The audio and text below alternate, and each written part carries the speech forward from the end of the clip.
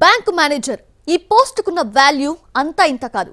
ఏదైనా bank branch బాధ్యతలు మొత్తం మోసేది మేనేజరే. అలాంటి స్థానంలో ఉన్న మేనేజర్ ఎంత బాధ్యతాయుతంగా వ్యవహరిస్తే బిజినెస్ అంత పెరుగుతుంది. కస్టమర్ల ఆదరాభిమానాలు చూరగొంటారు. కానీ ఒక మేనేజర్ ఉన్నాడు, బాధ్యతలంటే బరువు.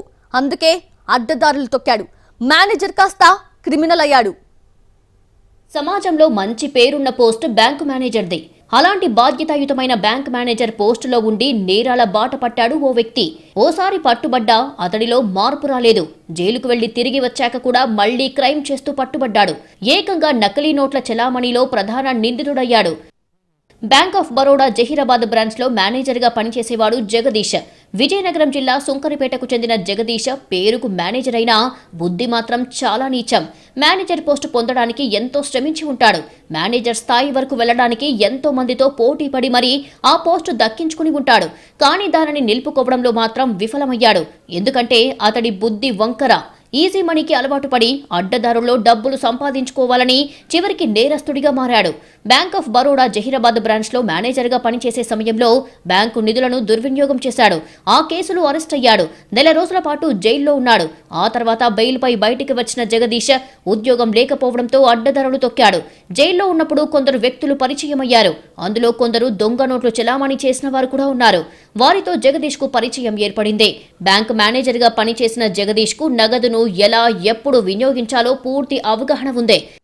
బ్యాంక్ మేనేజర్ గా పనిచేసిన తన అనుభవాన్ని జైలు నుండి బయటికి వచ్చాక ప్రదర్శించాడు జగదీష్.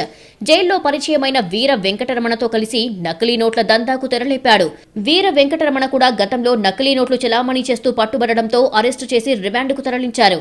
వారిద్దరికి జైల్లో ఏర్పడ్డ పరిచయంతో మరో ఇద్దరితో కలిసి ముఠాగా ఏర్పడ్డారు. నకిలీ నోట్లు సర్క్యులేట్ చేయడం మొదలుపెట్టారు. అయితే వీరి ఆటలు ఎక్కువ రోజు సాగలేదు.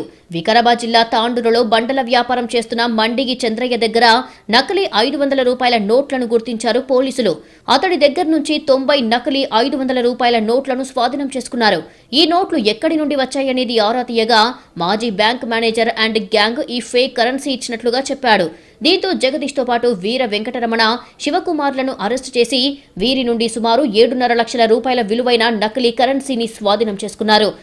చెడు అలవాట్లు, చెడు వ్యసనాలు మనిషిని ఎంత దారుణంగా మారుస్తాయో ఈ సంఘటనే ఉదాహరణ. ఎక్కడ బ్యాంక్ మేనేజర్, అక్కడి నుండి ఎక్కడ నకిలీ కరెన్సీని చెలామణి చేసే ముఠా. అసలు పొంతనలేని రూట్లు. బ్యాంక్ మేనేజర్ కాస్త ఫేక్ కరెన్సీ తయారీదారుడిగా మారిన వైనం సినిమా స్టోరీని తలపిస్తోంది.